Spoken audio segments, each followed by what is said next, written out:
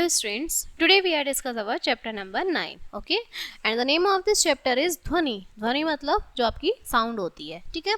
चलिए स्टार्ट करते हैं।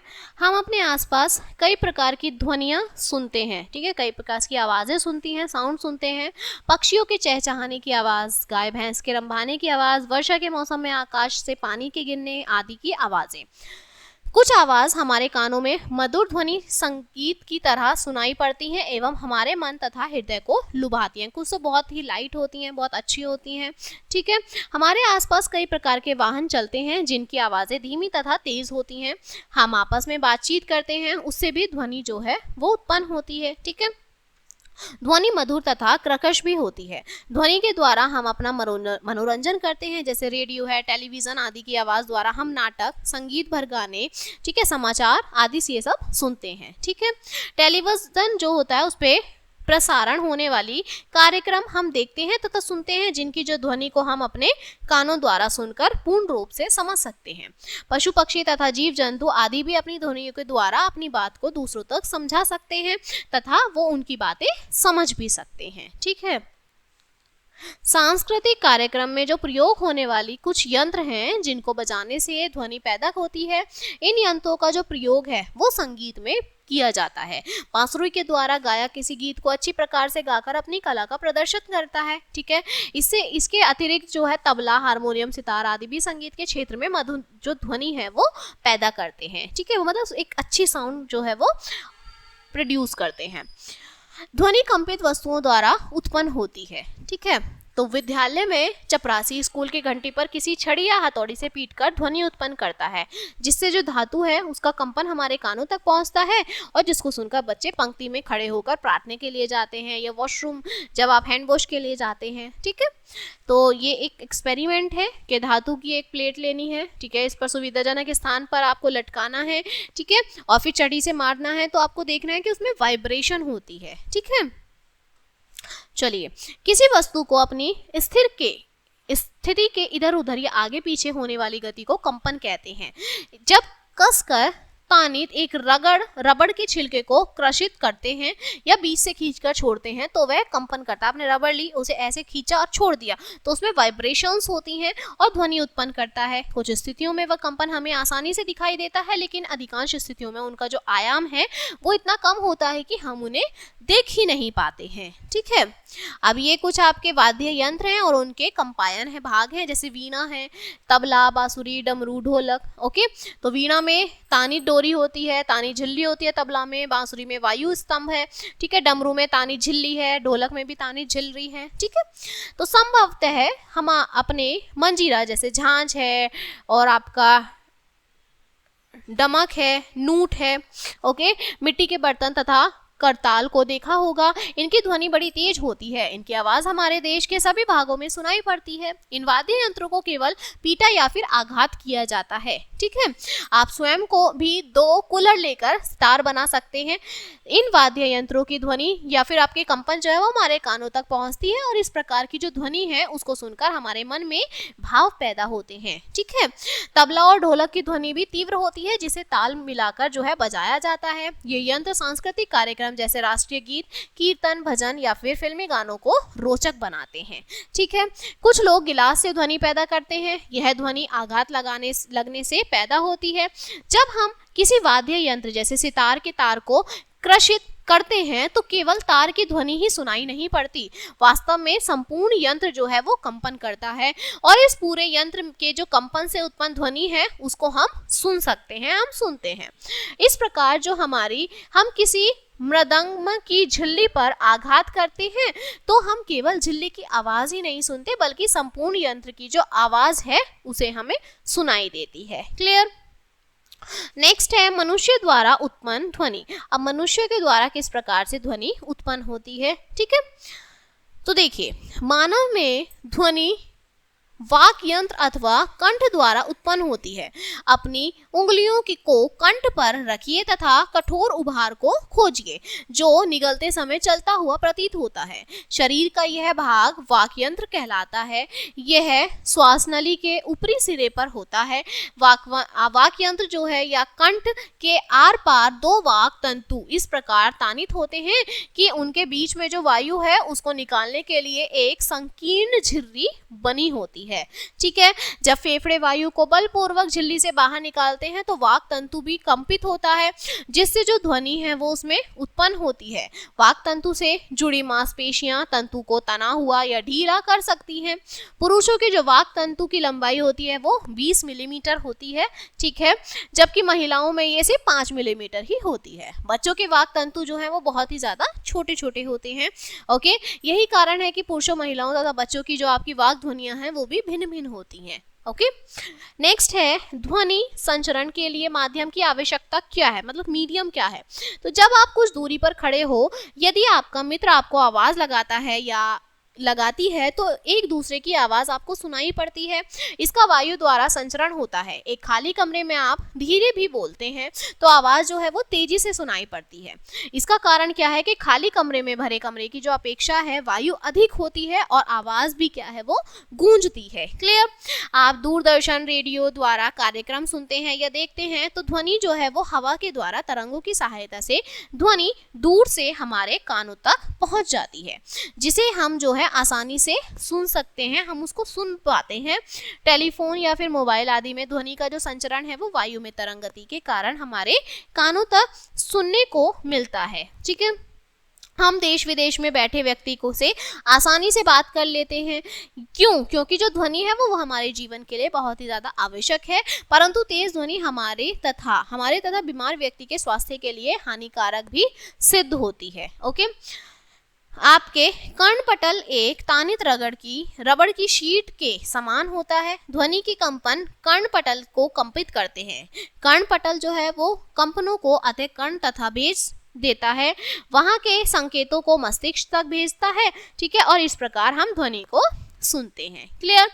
देखिए, ये आपका एक्सपेरिमेंट है। आपने 2 कप लेने हैं, उसको एक वायर से बांधना है और फिर आप आवाज सुनेंगे तो आपको वो आवाज आएगी। ठीक है, चलिए, कंपन का आयाम। अब इसका आयाम क्या है, ठीक है, आवर्तकाल क्या है तथा आवृत्ति क्या है। ओके, तो किसी वस्तु का बार बार इधर उधर गति करना कंपन कहलाता है। इस गति को दोलन गति भी आप कहते हैं। एक घड़ी के पेंडुलम का इधर उधर गति करना ये हमारा दोलन गति कहलाता है, मतलब इधर उधर। ठीक है, बैक एंड फ्रो करना। प्रति सेकंड होने वाले दोलनों की संख्या को दोलन की आवृत्ति आप कहते हैं। आवृत्ति को हर्ट्ज में मापा जाता है और इसका जो संकेत है वो hz है। hz जो है वो आवृत्ति 1 दोलन प्रति सेकंड के बराबर होता है। ठीक है, आप बिना देखे भी ध्वनि सुनकर पहचान सकते हैं, जैसे तोता, कोयला, गाय, भैंस, बकरी आदि जानवरों तथा पक्षियों की आवाजों को सुनकर जो मनुष्य है वो पहचान सकता है कि कौन सा जीव बोल रहा है। इस प्रकार कुछ अन्य जीव भी हमारी बोली को समझ पाते हैं, जैसे कुत्ता हमारे पैरों की हल्की सी आवाज की आहट भी सुन लेता है। ठीक है, यह सब कार्य कान के पर्दे पर ध्वनि के पहुंचने से ही होता है। आयाम तथा आवृत्ति किसी ध्वनि के 2 महत्वपूर्ण गुण होते हैं। ध्वनियों में उनके जो आयाम है तथा आवृत्तियां हैं उनके आधार पर अंतर पड़ जाता है। ठीक है, डिफरेंस हो जाता है। नेक्स्ट है सबलता तथा तारत्व। तो जब किसी वस्तु का किसी वस्तु से टकराव किया जाता है तो उस टकराव से जो ध्वनि पैदा होती है या आघात किया जाता है उसे हम ध्वनि की प्रबलता कहते हैं। ठीक है, जब किसी कंपित वस्तु या फिर आयाम अधिक होता है तो इसके द्वारा उत्पन्न जो ध्वनि है वो प्रबल होती है, और जब आयाम कम होता है तो उन उत्पन्न ध्वनि जो है वो जो उत्पन्न होती हैं वो मंद हो जाती हैं, कम हो जाती हैं। ध्वनि की प्रबलता जो है वो ध्वनि उत्पन्न करने वाले कंपनों के आयाम के वर्ग के समानुपातिक होती है। उदाहरण के लिए यदि आयाम जो है वो दुगना हो जाए तो प्रबलता जो है वो 4 के गुणक में बढ़ जाती है। ध्वनि की प्रबलता को डेसिबल मतलब डीबी मात्रक में व्यक्त करते हैं। ओके, निम्न सारणी विभिन्न स्रोतों से आने वाली जो ध्वनि है उसकी प्रबलता का अवबोध कराती है। जैसे सामान्य श्वास की 10 dB है, ठीक है, डेसिबल है। बातचीत की 60 है, औसत फैक्ट्री की 80 होती है, ठीक है। मंद फुसफुसाहट की 30 dB होती है और व्यस्त यातायात की 70 dB होती है। ठीक है, ध्वनि की जो प्रबलता है वो आयाम पर निर्भर करती है। ठीक है, जब किसी कंपित वस्तु का आयाम अधिक होता है तो इसके द्वारा जो उत्पन्न ध्वनि है वो प्रबल हो जाती है, तेज हो जाती है। जब आयाम छोटा होता है तो उत्पन्न ध्वनि जो है वो मंद हो जाती है, कम हो जाती है। ठीक है, बच्चे या फिर आपके वयस्क की ध्वनि में अंतर पाया जाता है, चाहे दोनों की ध्वनियां समान रूप से प्रबल हैं, लेकिन फिर भी उनमें कुछ भिन्नता होती है। ठीक है, एक 20 वर्ष का पुत्र है, उसके पिता की ध्वनि में समान रूप तथा प्रबलता है, फिर भी जो उनकी आवाजें हैं उनमें हल्की सी भिन्नता होती है। ठीक है, ओके तो ये एक एक्सपेरिमेंट है। गिलास लेना है, एक चाय की चम्मच लेनी है और उसमें फिर आपको टकराव करना है। ठीक है, देन आपको उसकी आवाज़ सुन रही है। ओके, नेक्स्ट है आवृत्ति। ध्वनि की आपकी जो तीक्ष्णता है या फिर आपका तारत्व है उसको भी निर्धारित करती है। यदि कंपन की आवृत्ति अधिक है तो हम कह सकते हैं कि जो ध्वनि है वो बहुत तीखी है, शार्प है। यदि कंपन की आवृत्ति कम है तो हम कह सकते हैं कि जो ध्वनि का तारत्व है वो कम है। ढोल या सीटी बजाना आदि ये सब जो है ध्वनि के उदाहरण हैं।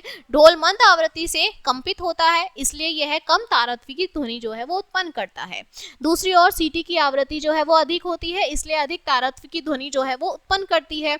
ठीक है, पक्षी जो है वो उच्च तारत्व की ध्वनि क्या है उत्पन्न करता है, जबकि जो शेर की दहाड़ है उसका जो तारत्व है वो मंद होता है। ठीक है, यद्यपि शेर की दहाड़ जो है वो अत्यधिक प्रबल होती है, जबकि पक्षी की ध्वनियां जो है वो दुर्बल होती हैं। ठीक है, आप प्रतिदिन बच्चों को और वयस्कों की आवाज मंद गति तथा तीव्र गति से सुनते हैं, तो मंद बोलने वाले की जो आवाज है उसकी आवृत्ति कम जोर से बोलने वाले की आवृत्ति अधिक होती है। ठीक है, नेक्स्ट है श्रव्य तथा अश्रव्य ध्वनियां।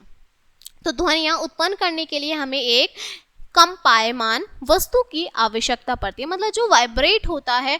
लगभग 20 कंपन प्रति सेकंड से कम आवृत्ति की ध्वनियां जो है मानव का कान सुन नहीं सकता।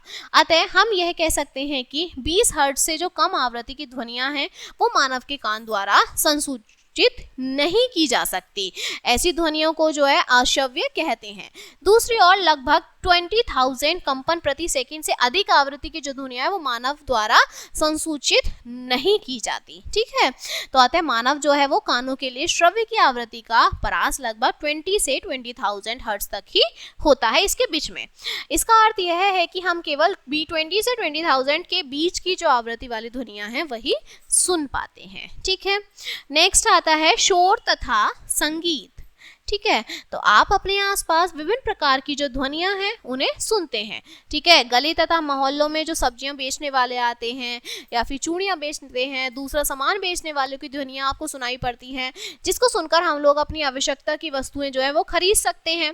कुछ ध्वनियों को सुनकर हमें सुख प्राप्त होता है। ठीक है, आपके मोहल्ले में ट्रक गाड़ी है, तीव्र ध्वनियां या किसी दुपहिया वाहन बिना साइलेंसर के चल रहा है तो इसकी ध्वनि हमारे कानों के पर्दे पर आघात पहुंचाती है, जो अप्रिय लगती है। और कभी ध्वनियां जो है इतनी तीव्र होती है कि हमारे आसपास के लोगों को भी बहुत बुरी लगती हैं। क्लियर? दूरी और आप वाद्य यंत्रों में हारमोनियम तथा सितार की ध्वनि को सुने तो अच्छी लगती हैं, जिसे जो है सुस्वर ध्वनियां आप कहते हैं। ठीक है, जिस गाने में वाद्य यंत्रों का प्रयोग नहीं होता वह संगीत जो है वो आनंददायक नहीं होता। इसलिए ध्वनि में मधुरता होनी चाहिए जो बीमार व्यक्ति को भी अच्छी लगे। प्राय काल के समय जो कोयल है उसकी मधुर आवाज हमारे मन को बहुत ही ज्यादा लुभाती है, बहुत अच्छी लगती है। नेक्स्ट आता है शोर प्रदूषण। ठीक है, तो प्रदूषण के बारे में देखिए, आपने पहले भी पढ़ा है। प्रदूषण कई प्रकार का होता है, वायु प्रदूषण, ध्वनि प्रदूषण, जल प्रदूषण। ठीक है, तो प्रदूषण जो है किसी भी प्रकार का हो हमारे लिए हर प्रकार से हानिकारक है। वायु प्रदूषण में कई बार गैसें तथा उनके कणों का समावेश होता है, जिसे वायु प्रदूषण आप कहते हैं। ठीक है, शोर प्रदूषण का अर्थ है ऐसी ध्वनि से है जो हमारे कानों, बीमार व्यक्तियों में हृदय रोग वाले व्यक्ति, विद्यार्थी आदि को हानि पहुंचाते हैं। इनमें वाहनों की ध्वनियां, विस्फोट है, पटाखों का फटना है, ये सब शामिल होती हैं। मशीनें या फिर आपके लाउड स्पीकर की ध्वनि, टेलीविजन की तेज आवाज, रेडियो की तेज आवाज, पटाखों का विस्फोट, वाहनों की ध्वनि अधिक शोर करती हैं, जिससे हमारा जो स्वास्थ्य है उस पर बुरा प्रभाव पड़ता है, गलत प्रभाव पड़ता है। कुछ लोग शादी विवाह पर रेडियो से इतनी ऊंची आवाजों में ध्वनि करते हैं जिससे जो शोर है वो अधिक होता है और पढ़ने वाले विद्यार्थी हैं तथा जो बीमार व्यक्ति हैं उनको हानि उठानी पड़ती है। ठीक है, रसोई घर में कुकर, कूलर, आपका वातानुकूलित सभी शोर प्रदूषण के लिए ही ये सब उत्तरदायी होते हैं। ठीक है, नेक्स्ट है शोर प्रदूषण से हानियां क्या क्या होती हैं, हमें नुकसान क्या क्या होते हैं। तो परिवेश में अत्यधिक शोर की उपस्थित अनेक स्वास्थ्य संबंधी समस्याओं का कारण बन सकती है। अनिद्रा, अति तनाव, ठीक है, चिंता या फिर अन्य बहुत से स्वास्थ्य संबंधी विकार शोर प्रदूषण से उत्पन्न हो सकते हैं।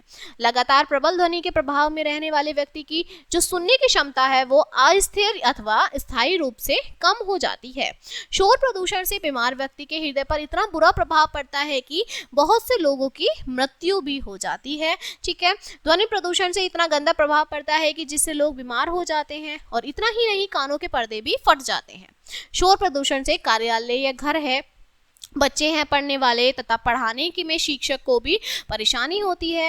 हम आपस की बातचीत को टेलीफोन या मोबाइल पर नहीं सुन सकते। कभी कभी जो है हमारे आसपास जो है वो लड़ाइयों से जोर की ध्वनि होती है, जिससे उसे भी आसपास का वातावरण बहुत ही ज़्यादा गंदा हो जाता है। ठीक है, प्रदूषण से हमारे हृदय में बहुत से रोग लग जाते हैं। हम सब ऐसी ध्वनि प्रदूषण न फैलाएं जिससे कि अपने स्वास्थ्य की पूर्ति से दूसरों की जान तथा जिंदगी को नुकसान पहुंचे। ठीक है, हमें अपने ऊपर संयम बरतना चाहिए, हमें शोर नहीं करना चाहिए, हमें बाकियों के बारे में और लोगों के बारे में भी सोचना चाहिए। ठीक है, नेक्स्ट आता है शोर प्रदूषण को सीमित रखने के उपाय। अब हम किस तरह से उन्हें सीमित रख सकते हैं। तो शोर प्रदूषण तब ही समाप्त हो सकता है जब हम सब शोर के यंत्रों पर संयम बरतें, जैसे वायुयान, इंजन, यातायात के वाहन, औद्योगिक क्रांति पर रोक लगाएं, शोर करने वाले वाहनों पर नियंत्रण करें। ठीक है, फैक्ट्री की आवाज से प्रदूषण फैलता है तो कारखानों को आवासीय क्षेत्रों से दूर रखें। संगीत जो है निकायों की ध्वनि दूसरों को सुखद लग सके। ठीक है, अपने आसपास हमेशा मेल जोल से रहना चाहिए, लड़ाई झगड़ा नहीं करना चाहिए। वाद्य यंत्रों को बजाने तथा सुनने में भी आपको सतर्कता बरतनी चाहिए। ठीक है, किसी बीमार व्यक्ति तथा पढ़ने वाले व्यक्ति का जो ध्यान रखना चाहिए। टेलीविजन के प्रोग्राम को चलाते समय हमें आवाज को वो धीरे चलाकर शोर प्रदूषण को सीमित बनाए रखना चाहिए ताकि वो सीमित रहे। ठीक है, दूसरों को कोई प्रॉब्लम उससे ना हो। क्लियर? तो ये चैप्टर आपका यहीं पर कंप्लीट होता है। अब इसके कुछ मुख्य बिंदु हम देखते हैं। तो ध्वनि जो है वो जीवन में महत्वपूर्ण है, जो हर समय काम आती है। ध्वनि कंपन करती है, वस्तु जो है वो द्वारा उत्पन्न ही होती है। ठीक है, ध्वनि किसी माध्यम से संचारित होती है और यह निर्वात में संचरित नहीं हो सकती। कोयल है, मैना है, तोता है, इनकी जो सुस्वर ध्वनि होती है, वाद्य यंत्रों में सितार, हारमोनियम की सुस्वर ध्वनियां होती है, मतलब बहुत अच्छी ध्वनि है, बहुत मीठी। अप्रिय ध्वनियां जो है वो शोर कहलाती हैं, आवृत्ति को हर्ष में व्यक्त किया करते हैं।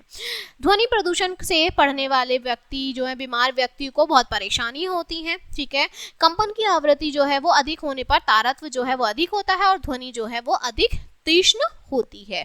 ठीक है, 80 डेसिबल से अधिक प्रबल जो शोर है वो शरीर के लिए बहुत ही ज्यादा कष्टदायी होता है।